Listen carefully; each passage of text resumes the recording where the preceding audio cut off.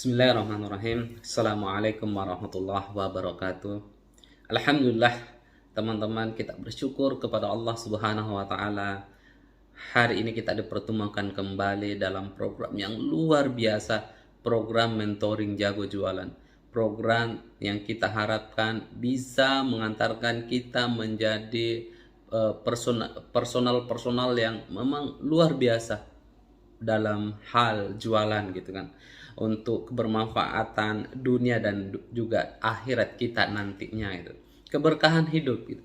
Jadi dagang, bisnis, jualan itu semata-mata bukan hanya sekedar duniawi saja, tapi ada nilai yang kita bawa, dan itu sebenarnya nilai-nilai yang sesungguhnya tuh, yaitu nilai akhiratnya tuh. Makanya dalam program seperti yang saya sampaikan sebelumnya, bahwa ada ikhtiar langit kita dan ada juga ikhtiar duniawi kita. Kita maksimalkan ikhtiar duniawi kita, tapi ikhtiar langit kita juga mesti ditingkatkan.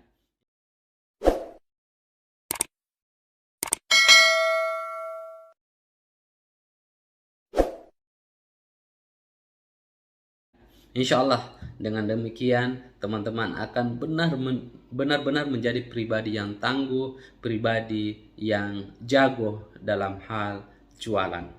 Salam dan salawat kepada Nabiullah Muhammad sallallahu alaihi wasallam, nabi yang menjadi suri tauladan buat kita, nabi yang kita cintai, nabi yang mulia, nabi akhir zaman yang semoga dengan seringnya kita bersolawat, kelak beliau mengakui kita sebagai umatnya.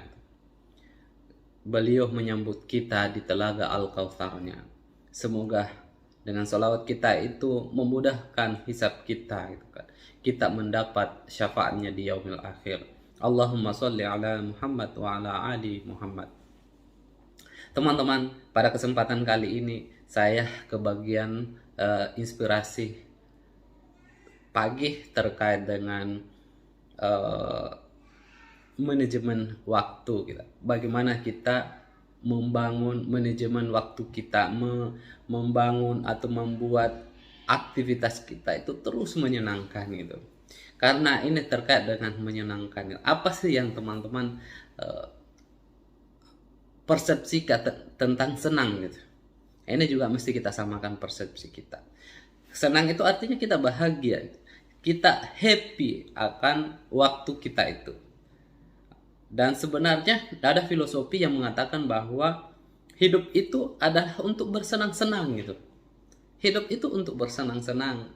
Maka tidak salah kalau misalnya teman-teman melakukan segala hal itu mestinya dengan penuh kesenangan, dengan penuh kegembiraan. Apa contohnya? Ketika kita merawat anak kita, membersamai anak kita misalnya, ya mesti dengan penuh kesenangan. Jangan sampai main dongkol gitu kan, menggerutu gitu. Ketika kita membersamai suami kita gitu, pasangan kita gitu, ya, mesti dengan penuh kesenangan gitu, dengan cinta kasih gitu. Bahkan dan dalam hal ibadah itu juga mesti dengan penuh kesenangan. Ini yang kita namakan dengan hidup. Hidup adalah untuk bersenang-senang. Hidup adalah untuk bersenang-senang. Bahkan saya sepakat dengan prinsip tadi. Saya sepakat dengan filosofi tadi. Hidup kita untuk bersenang-senang. Di akhirat untuk apa sih kita? Ya untuk bersenang-senang gitu. Ngapain masuk surga gitu misalnya gitu. Ya karena kepingin bersenang-senang gitu. Bersenang-senang apa? Dengan melihat wajah Allah itu kita penuh kesenangan gitu kan. Dengan bisa bertemu Rasulullah itu penuh kesenangan. Dengan kita memasuki surganya Allah dan bisa hidup selamanya di dalam atas kuasa Allah gitu kan, atas izin Allah gitu. Itu adalah sebuah kesenangan. Jadi tidak salah juga kalau kita katakan bahwa hidup itu adalah untuk bersenang-senang. Maka lakukan segala sesuatunya dengan penuh kesenangan. Mau kita mencari nafkah dengan penuh kesenangan. Kita mencari rezeki, menjadi seorang guru misalnya, penuh kesenangan. Kita menjajakan dagangan kita, penuh kesenangan. kita sholat duha kita, sholat fardu ain kita, sholat lail kita, sedekah kita, zikir kita, itu mesti kita lakukan dengan penuh kesenangan. Itulah hidup, itu adalah penuh kesenangan. Teman-teman posting, teman-teman mesti melakukan dengan penuh kesenangan, bukan menjadikan sebuah beban. Nah, ketika kita menjadikan itu semua beban, maka yang ada adalah gelisah, yang ada adalah menderita. Padahal yang kita lakukan mesti dengan penuh kesenangan. Itu tips pertama. Maka segala sesuatunya, dalam kondisi apapun, dalam keadaan apapun, teman-teman mesti bersenang-senang melakukannya. Aktivitas apapun, lakukanlah dengan sepenuh hati, dengan rasa penuh senang, penuh happy. Karena itu yang membuat kita nyaman gitu. Itu akan membuat kita dalam hal apapun itu kelihatan segar dalam melakukannya. Insya Allah seperti itu. Dan ya itu juga yang disampaikan oleh Rasulullah gitu kan. Niatkan semuanya karena Allah gitu. Niatkan semuanya karena Allah gitu. Nah, supaya benar-benar itu niat karena Allah, kita mesti mengubah tadi tuh. Jangan sampai sesuatu yang ritual kita gitu kan, ibadah kita itu malah menjadi sebuah beban gitu. Kayak misalnya ini wajib gitu. Coba kita ubah deh, geser ya, dari yang wajib itu menjadi sebuah kebutuhan gitu. Kalau sudah menjadi kebutuhan, waduh, insya Allah semuanya bisa dilakukan dengan maksimal gitu kan, karena memang sesuai dengan kebutuhan kita gitu. Maka kebutuhan itu kita geser lagi menjadi sebuah kesenangan. Hobi misalnya, hobi sholat malam, oh masya Allah. Hobi sholat duha, waduh luar biasa gitu. Terus hobi sedekah itu, masya Allah, itu ahli surga itu ahli surga. Nah, ini yang kita geser teman-teman, bukan dari yang sunnah wajib gitu. Kalau sunnah wajib itu kadang-kadang itu masih membuat kita itu menjadi menjadikan itu sebuah beban gitu ya. Tapi ketika kita sudah geser menjadi sebuah hobi gitu, bayangin aja kalau orang hobi sedekah itu, masya Allah luar biasa itu kan. Itu jadi hobinya zikir gitu, itu kenikmatan yang luar biasa. Maka jadikan semua aktivitas kita menjadi sebuah aktivitas yang menyenangkan. Itu tips yang pertama. Tips yang kedua adalah setiap kegiatan kita rencanakan, setiap kegiatan kita programkan teman-teman. Itulah kenapa di program ini juga, di mentoring jago jualan ini, kita mulai dengan berbagai program-program harian kita. Sebenarnya itu buat apa sih teman-teman? Itu tak lain adalah bagaimana kita merencanakan, membiasakan pola hidup kita seperti apa. Keseharian kita itu sudah seperti apa. Jadinya itu terencana. Ketika sudah terencana, terukur. Jadi bukankah Allah, bukan Rasulullah juga mengatakan ya supaya kita menghisap diri kita sebelum kita dihisap gitu kan. Makanya setiap malam kita mencoba untuk mengevaluasi ya, bagaimana sholat kita, bagaimana postingan kita, ikhtiar duniawi kita, bagaimana sedekah kita, bagaimana zikir kita. Itu adalah ikhtiar kita dalam setiap hari, dan itu juga kita lakukan dan kita evaluasi. Itu kita evaluasi. Itu hebatnya ketika kita lakukan itu secara terencana, terprogram dan terukur gitu. Ketika kurang, kita tambahin, kita maksimalkan. Nah, itu insya Allah seperti itu teman-teman. Itu tips yang kedua. Jadi yang pertama tadi saya ulangi, lakukan dengan penuh kesenangan. Yang kedua, programkan dan rencanakan segala aktivitas. Yang ketiga itu jangan pernah menunda. Ini lakukan tepat waktu, lakukan semaksimal mungkin di waktu yang tepat, di waktu yang sudah direncanakan. Terkadang yang membuat kita itu nggak mau mengerjakan sesuatu itu karena sudah sumpek, karena sudah numpuk-numpuk. Saya eh, ketika melakukan hal yang seperti itu sudah pasti gitu. Ketika ada sebuah program kegiatan gitu, sudah numpuk-numpuk nggak dikerjakan, udah alamat udah itu akan membuat kita gelisah, itu akan membuat kita cenderung putus asa gitu kan. Akhirnya apa? Akhirnya nyerah. Udah ketika sudah udah dalam masa putus asa tadi, maka ya tidak ada lagi gitu. Tidak ada lagi kecuali kita berusaha untuk membangkitkan kembali semangat itu. Dan itu saya pernah merasakan. Ketika itu berat teman-teman, ketika kita sudah merasakan keputusasaan itu kan, nggak tahu masih punya harapan apa enggak gitu. Itu berat untuk mengembalikannya. Jadi sebelum teman-teman merasakan hal yang putus asa, maka tips saya yang ketiga adalah jangan pernah menunda. Lakukan sesuai dengan jadwal, lakukan sesuai dengan apa yang sudah kita tentukan, apa yang sudah kita programkan. Dengan begitu teman-teman akan mudah memanage waktunya tadi. Menyenangkan ketika segala sesuatunya itu bisa terpenuhi. Kita bisa capai sesuai dengan target kita. Insya Allah seperti itu. Yang keempat adalah berikan reward dan punishment. Ketika tadi kita sudah punya rencana, ketika tadi kita sudah punya program terkait dengan aktivitas kita, terkait dengan target-target harian kita, maka ketika teman-teman bisa mencapai itu sesuai dengan target masing-masing, maka berikan reward untuk diri sendiri. Berikan reward diri sendiri.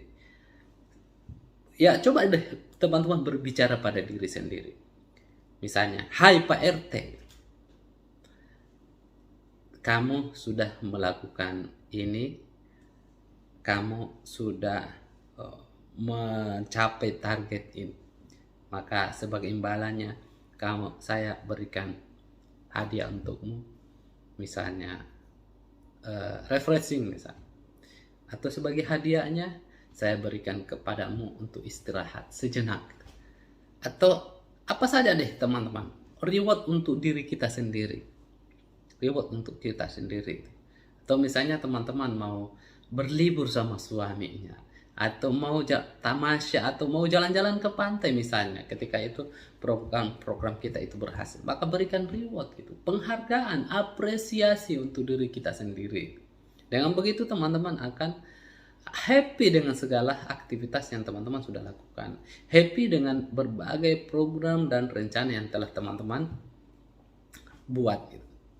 Itu. Jadi lakukan semuanya, jangan pernah menunda, lakukan sesuai dengan waktu dan rencana yang sudah kita buat. Itu yang keempat. Oh ya, punishment. Punishment ketika teman-teman tidak mencapai target itu, tidak melakukan sesuatu sesuai dengan rencana, maka mesti teman-teman memberikan punishment, hukuman apa yang teman-teman berikan pada diri sendiri gitu kan, terserah teman-teman. Misalnya gini, ketika saya tidak bisa mencapai target ini misalnya, maka saya akan saya mesti membaca Al-Quran sebanyak 2 juz dalam sehari semalam misalnya. Atau misalnya ada yang saya 2 juz dikit banget, 30 juz aja misalnya. Itu contoh. Itu boleh aja teman-teman. Kalau misalnya nggak saya mencapai target ini, maka saya akan berinfak, bersedekah 100.000. Bersedekah 100.000 atau apa saja. Nah, itu sebagai punishment buat teman-teman. Atau misalnya udah deh, saya akan bangun sholat malam mulai jam 1 sampai jam 3. Itu adalah punishment atau hukuman yang membuat kita itu justru semakin dekat dengan Allah gitu. Nah, itu salah satu, itu contoh-contoh punishment buat kita. Jadi ciptakan reward dan punishment. Ketika itu tercapai, maka reward. Ketika tidak tercapai, ada punishment-nya. Supaya kita belajar disiplin akan program dan rencana yang sudah kita buat. Kenapa saya sampaikan kepada teman-teman di sini? Ketika tidak mencapai target 250 poin dalam 5 hari, maka teman-teman akan kita keluarkan dari grup pembinaan. Kenapa? Supaya teman-teman serius, disiplin dalam menjalankan apa yang sudah kita berikan. Kita konsisten, kita berikan jadwal seperti itu, kemudian kita konsisten melakukannya. Ketika berhasil, kita berikan reward. Ketika dengan cara ngikut program berikutnya, ketika tidak mencapai target yang kita sampaikan, maka kita berikan punishment, yaitu kita keluarkan dalam program ini dan bisa melanjutkan program berikutnya di program berikutnya. Oke, itu yang keempat. Dan yang terakhir, yang kelima. Yang kelima adalah terus beristighfar dan bersyukur kepada Allah Subhanahu wa Ta'ala. Ketika kita sudah melakukan sesuatu, maka lakukanlah istighfar. Kemudian bersyukur gitu.